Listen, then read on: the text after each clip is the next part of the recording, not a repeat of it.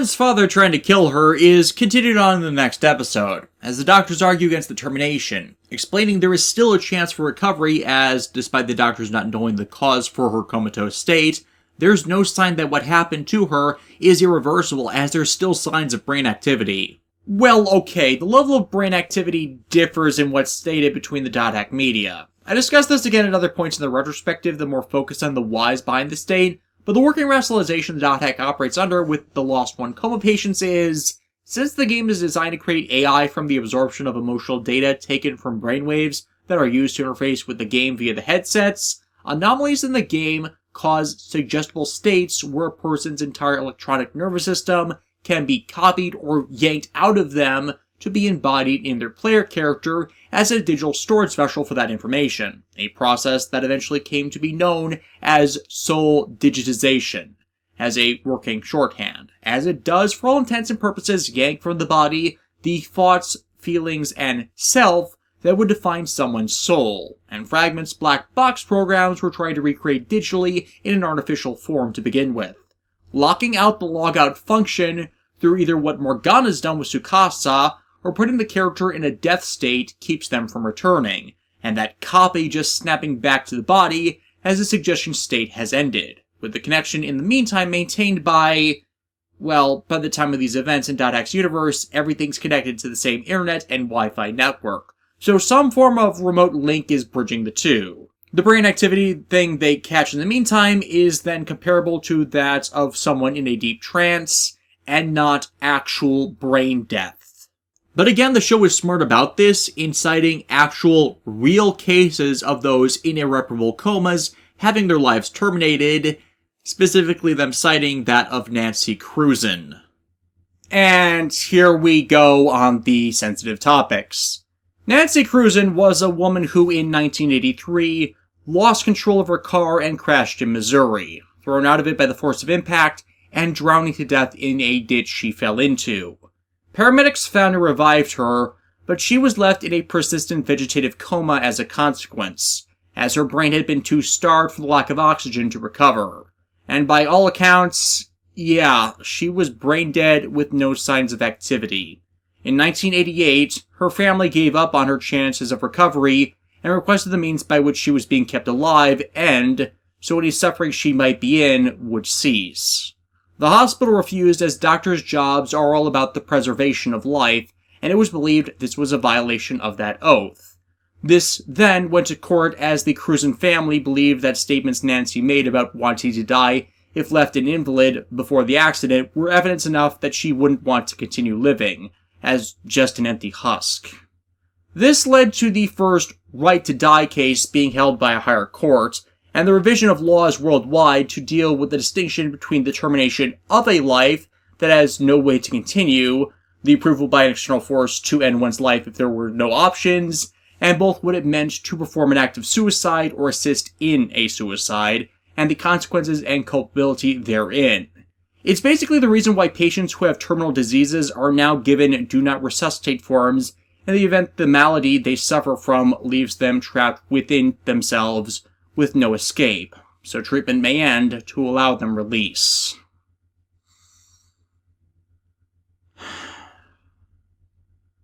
In 2017, my stepfather contracted ALS, and with his body slowly becoming paralyzed, he signed one of those forms instead of allowing my mom and myself to slip into irreparable debt just to have him hold on in a worthless body for one more miserable day.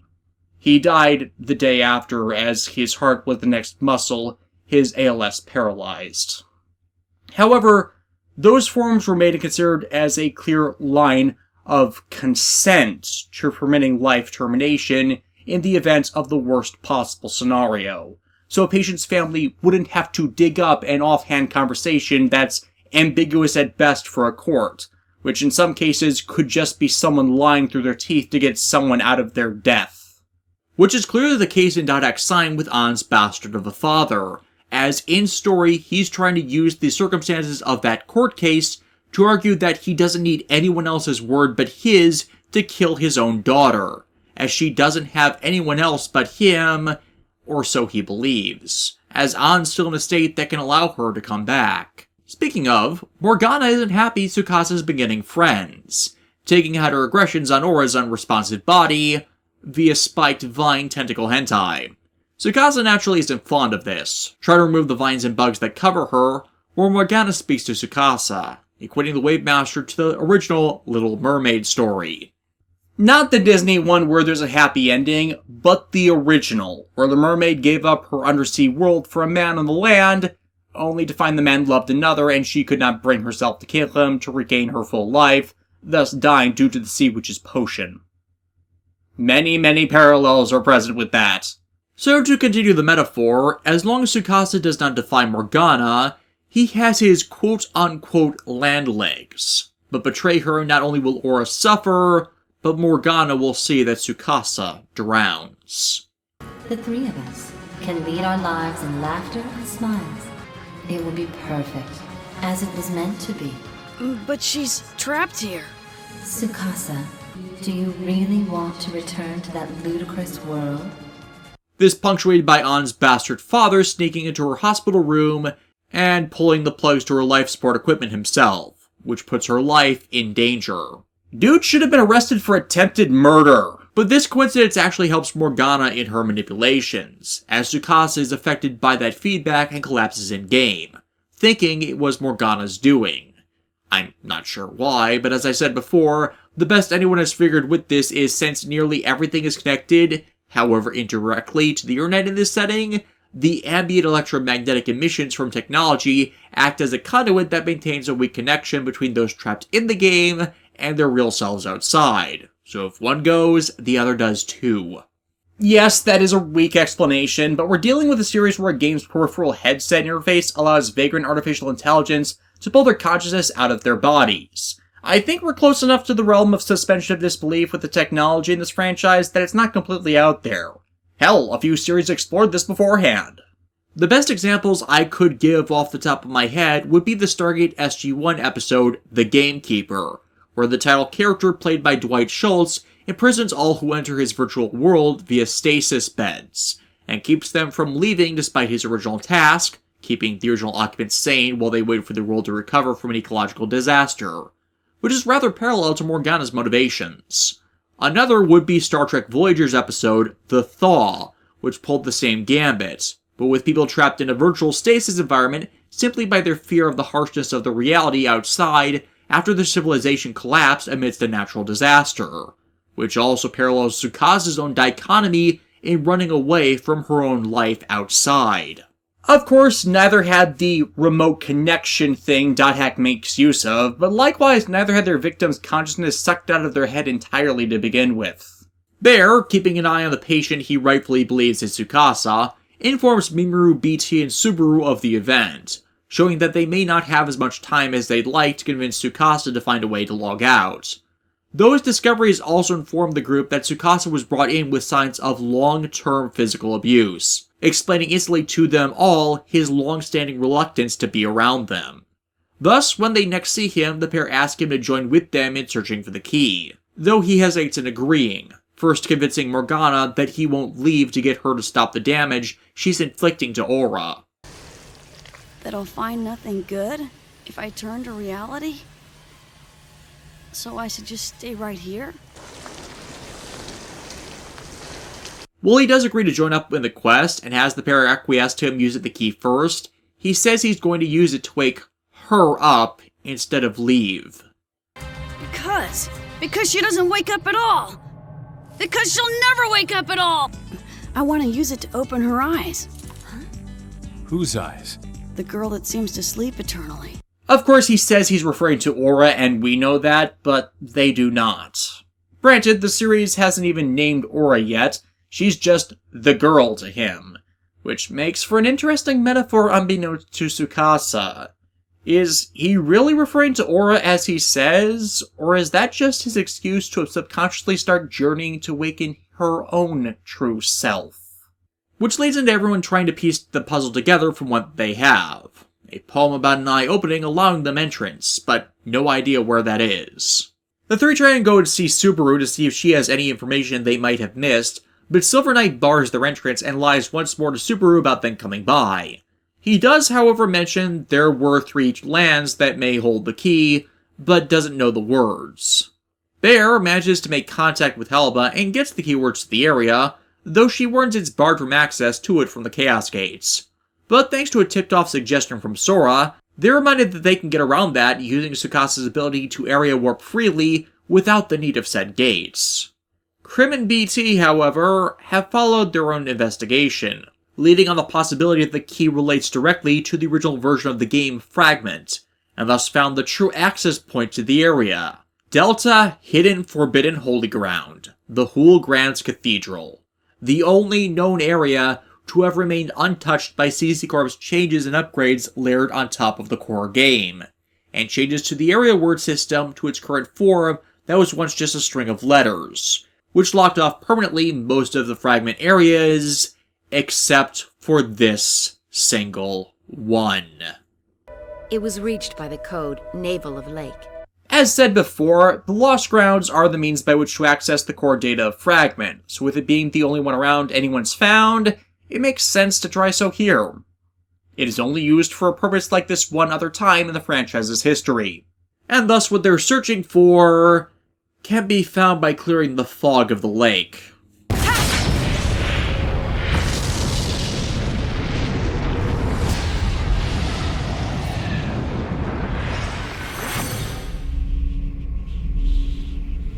And Sora watches them do all of this, as he's been stalking the pair after everyone decided to intentionally leave him out of the partnerships.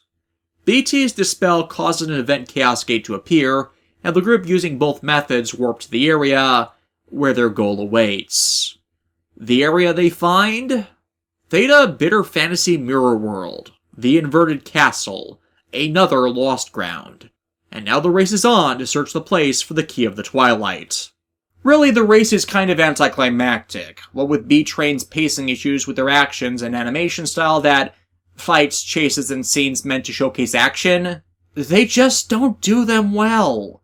Is another reason that a later series which needed to be more action-oriented and faster-paced down the line was a terrible choice for them to undertake. Hell, it doesn't allow them to build the dramatic tension needed for the clashes to keep the tension and excitement they should.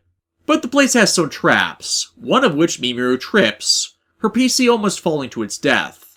Notable to all of this as, well... Is it my imagination? I hope it's my imagination. Bear, your hand feels really slippery with sweat, I think.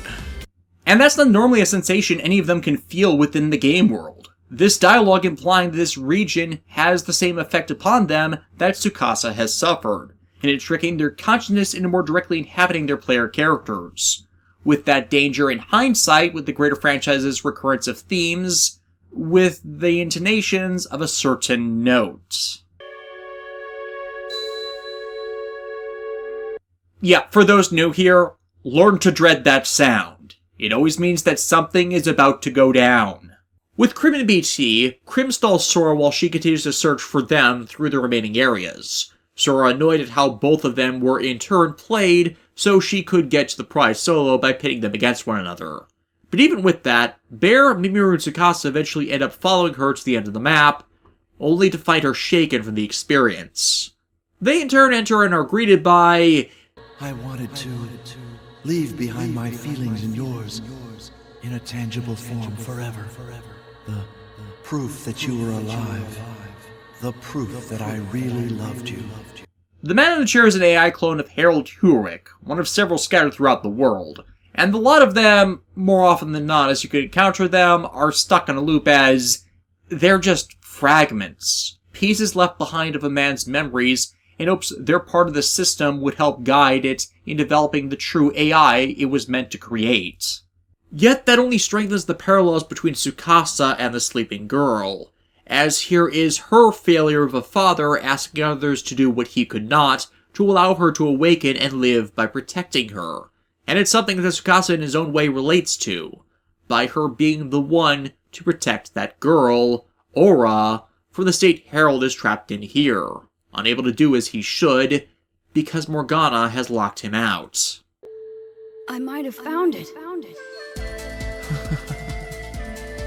After all, they never said the key of Twilight had to take the form of an actual key. However, the place starts to destabilize, as Morgana has been made aware the area still exists and Harold's fragment remains within it, sending Maha to destroy anyone there. And while Maha shows mercy with the others and just force warps them out,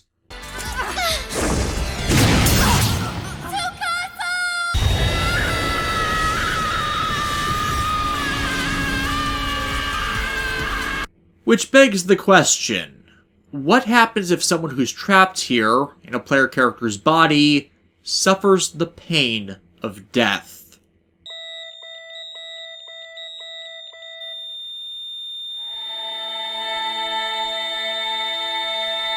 Yeah, if the body goes, so does the mind. But if CC Corp ever got the idea to reset the servers, or if the servers lost power, the consciousness trapped would be gone and their bodies would die. As I said, however minuscule a connection there is between the trapped mind and the inert body, severing it will lead to their death. And worse, the path to Bitter Fantasy Mirror World, at least for the time being, has been completely locked off, meaning they couldn't even try to get anything of use out of the Herald fragment. Most of the following episode thus is fallout from the events of the Inverted Castle, with Mimiru and Bear concerned over Tsukasa not appearing to have come back, while Sora takes revenge for BT's double-cross by player killing her just to make sure she wasn't lying like before.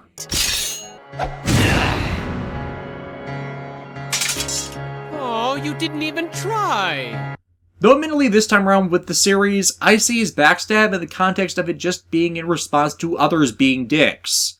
Yeah, Sora's a brat and you never know when he's going to screw with you just for his amusement, but it probably doesn't help his attitude when all he sees is other people doing that to him.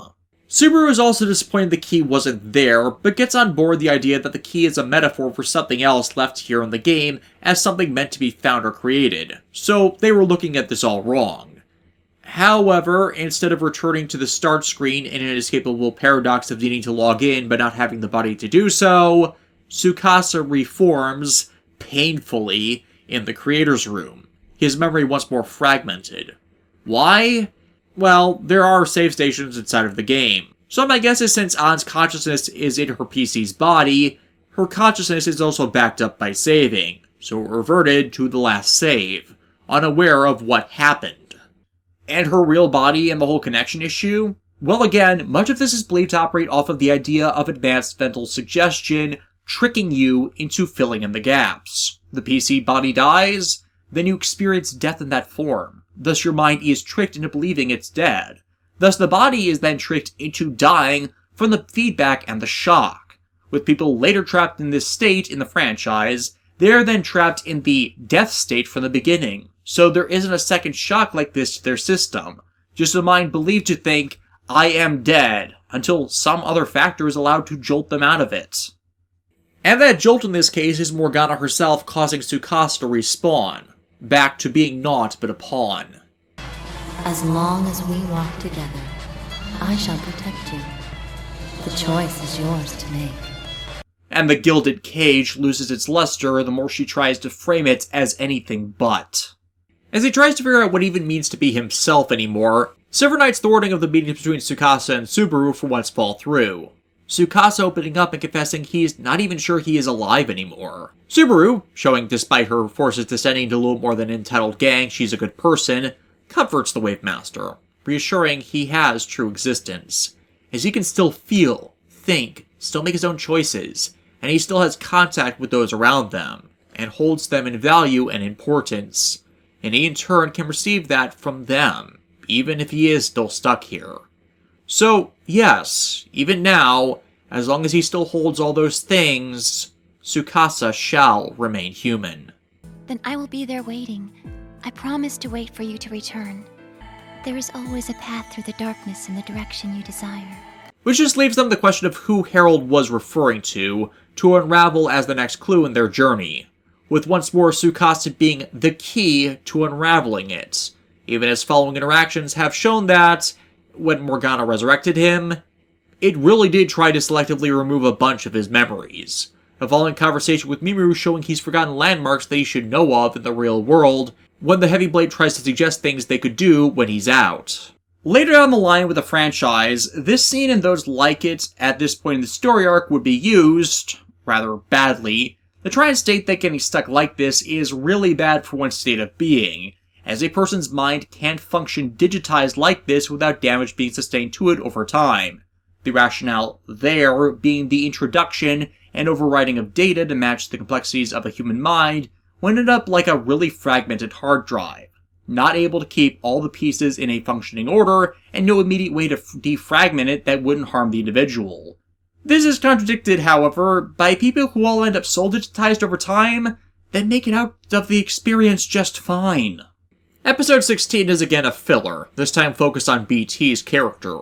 Like Mimaru, she's gotten to the point of questioning whether she should continue with the game, what with her big goal being naught but a red herring, and lashing out at the others she interacts with and viewing them all as childishly acting out what they can't, or in Bear's case, what his parental leanings failed, to do in the real world.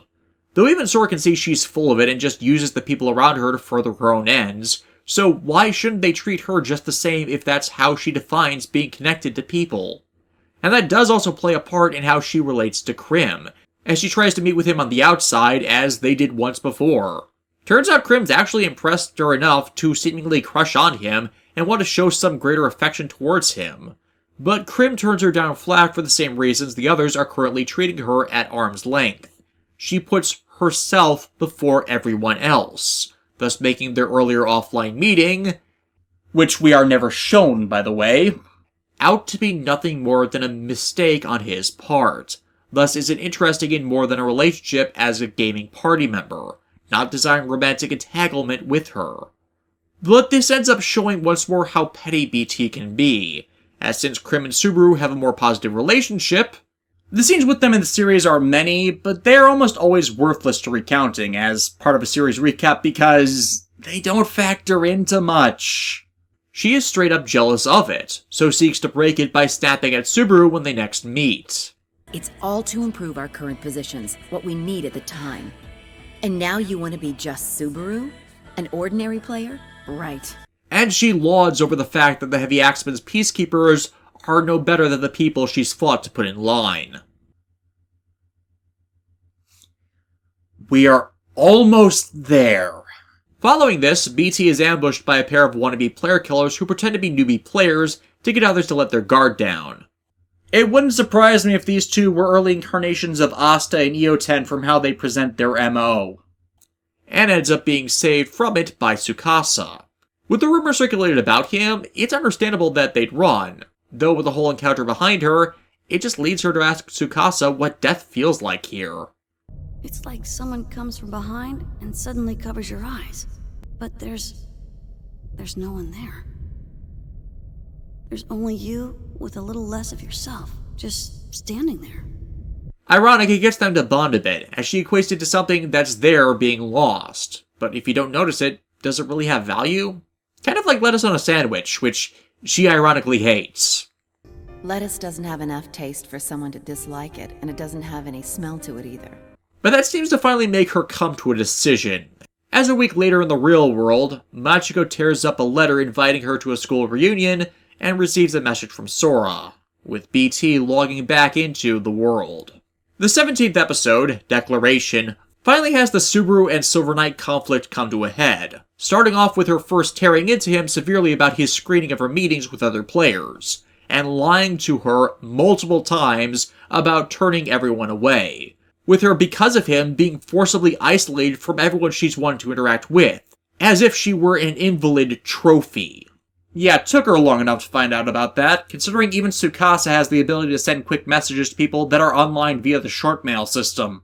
While Silver Knight in turn keeps trying to insist it's for her, I mean the Knight's, own good for her to be seen as this impeccable standard for the other Knights, which really means for him to keep her in the dark about everything, so she'll stay in her lane as a force of order and justice, when that is not their job.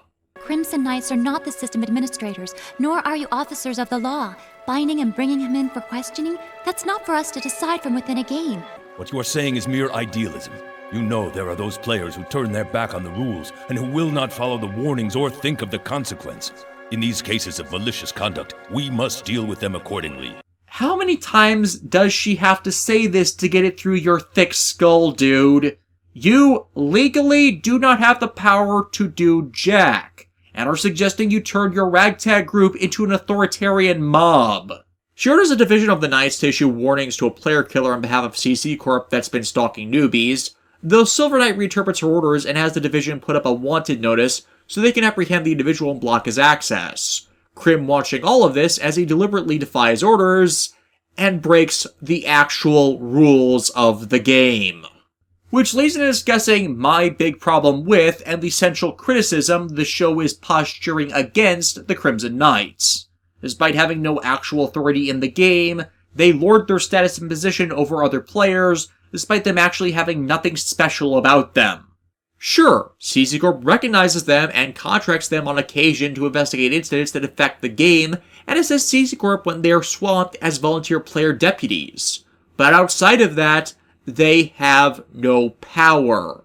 They're just regular players. And yet, they think they do. Think they know better than anyone because they're relied upon, and that makes all the difference, which makes them so unlikable, as they think they know better than everyone else, when the prior situation with Tsukasa, even though the prior situation with Tsukasa not being an illegal player, shows how myopic and wrong they are. I mean, it'd be like if I started saying I knew every detail of this franchise better than other fans or the Japanese audience for it that has more information available to them than we do, and more right in my interpretations of it just because I got one email from them asking I help advertise one of the franchise's products. I'm immensely grateful Senpai noticed me, but it doesn't make me better than any other fan or my opinions and critiques more right because of it. No, I work for that rep with presented evidence from the stuff I talk about, and I'll freely admit I screw up sometimes. But this situation only becomes a problem when you act myopically towards such duties. The cost of twisting or lying about what happens to get your own way, or don't think about what you're doing or the results of your actions that can damage things you proclaim to be a promoter and protector of. With the fan and creator divide, you or they can easily and flippantly misrepresent in text posts or interviews about the content of a product, where someone can easily point out, hey, you're lying or unintentionally omitting the facts. But see it all happening, being aware of the context of what is going on, and you have an entirely different story. And it's harder to omit things without explicit sign you might be wrong. Which serves as an example of the core issue with them. In doing this, they don't think about what they're doing, or even try to gain context to consider what decision they should make. They assume they have the right to do what they do and harass players for any perceived slight, without the judgment or perspective to reason out a situation, but just enact whatever first comes to mind as the best course of action. They want to deal with it fast, skipping proper channels of escalation part of due process and harassment claims, and assume any pushback at them is just players that have something to hide. When you think more and more about this, Subaru is just protecting them from themselves, and if anything, protecting them from this has only enabled their myopic escalation and pig-headed belief that they're always just. It is self-righteous egocentrism, plain and simple, because they refused to listen. Hell, they started out to stop PKing and the abuses of newer players, trying to make the game more fair to everyone that wanted to enjoy it by rallying together. As if people hate how the game runs in-world, they'll leave. Granted, that's bad for business if people won't keep playing the game, so had the Knights not been formed eventually, CC Corp would have likely patched the game so as to not deal with the headache. So essentially the Knights were treating the symptoms by covering up signs of the disease.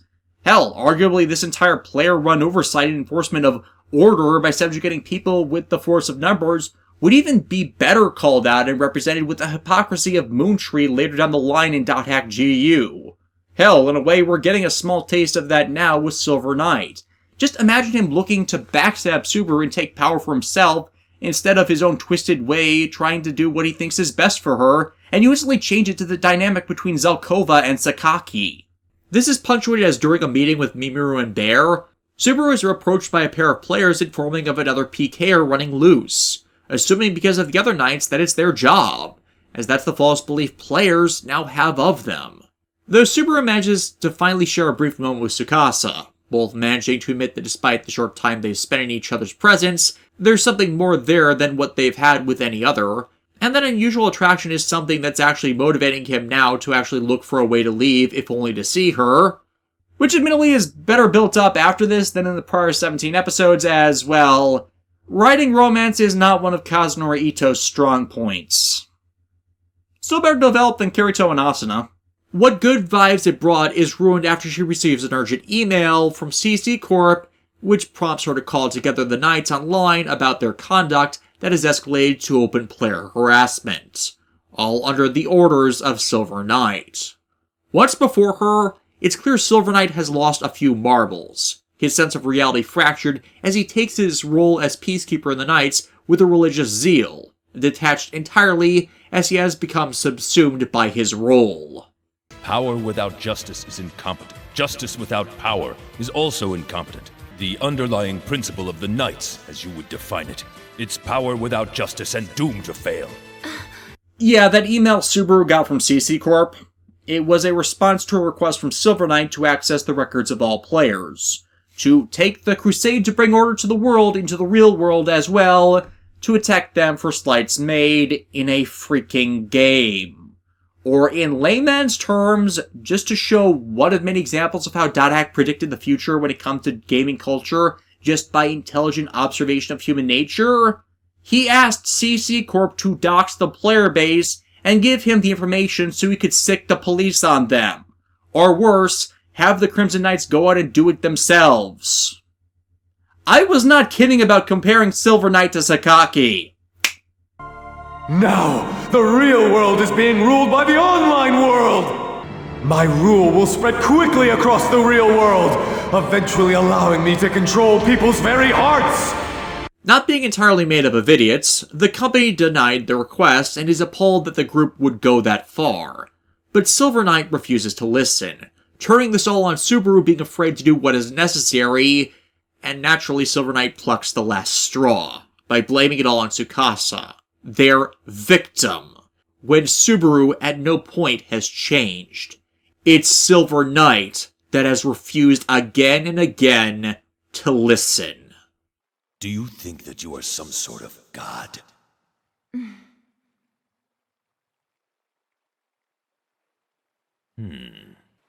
Huh.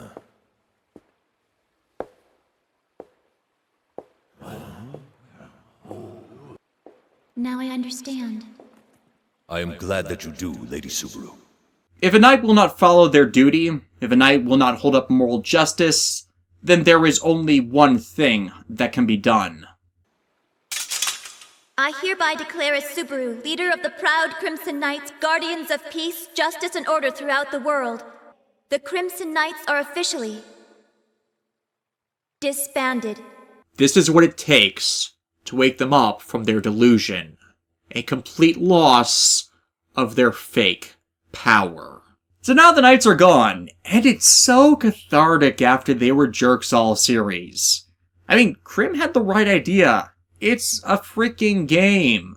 Sure, it's a noble pursuit to let people not fear getting player killed or scammed if they try to do anything, and let them just enjoy the experience. But again, all the problems the Crimson Knights dealt with would have taken only a patch to get rid of, short of the investigation CC Corp requested for game glitches. Hell, in a way, it's what he was trying to tell her, to not get so consumed by an idea that you come to represent what you hate. And that ends up seen in the following episode as the world adjusts to the Knights being gone, with rumors flying as to why. Subaru with her newly found freedom flashing back to how the Knights got started, with Subaru and Krim wanting to deal with players that preyed on others, and the need to be independently strong in a game world, and also in real life, as Mariko when she started playing was something of a wilting wallflower that kept being tricked by the overzealous players until Krim found her, and helped her to learn to be assertive and carve out her own place. The more you do that to newcomers, the fewer new players will want to come and play in the world, which may simply cause the game to wither and die. This led ironically into like-minded players that wanted to play without the threat of being taken advantage of rallying around her, but as a cost resulting in her isolation from the people and friends she wanted to gain here. Thus why Silver Knight so came to piss her off. And it's even because of Silver Knight that Krim left in the first place, as he demanded everyone play to the role which we saw eventually destroyed them. And Krim would have none of it, going back to just playing the game as he always wanted to relax from his real-world obligations. Back in the present, Subaru is approached by a former member of her Knights, warning that Silver Knight set up his own brigade that's taking out hits on other players in their own twisted view of order. But Subaru has no intention of intervening, as it's up to everyone's own views now with how they go about playing this game. A view and series of actions that comes back to bite her, as she encounters another heavy axeman using the same character model. This is Cowton, a chaotic player killer who makes recurring reappearances throughout the franchise. And she proceeds to verbally and emotionally destroy Subaru for the slights of the Knight interrupting her fun. And from her perspective, stealing her look to turn it into some idol of benevolent worship. Suffice it to say, the chaotic PK title generally doesn't go to just any player killer that racks up a body count. They have to have some rather sadistic personality quirks or neuroses to work out on top of a standard modus operandi. I have been keeping my eyes on you and watched you for a very long time.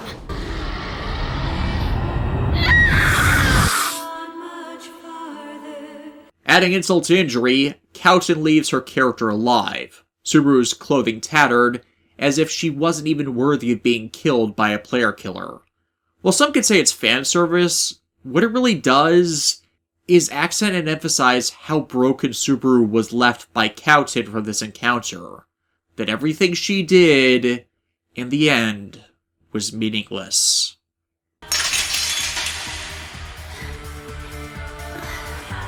For the reason she tried to make this game a better place, where everyone could get along, is because, like Tsukasa, she was denied that in reality.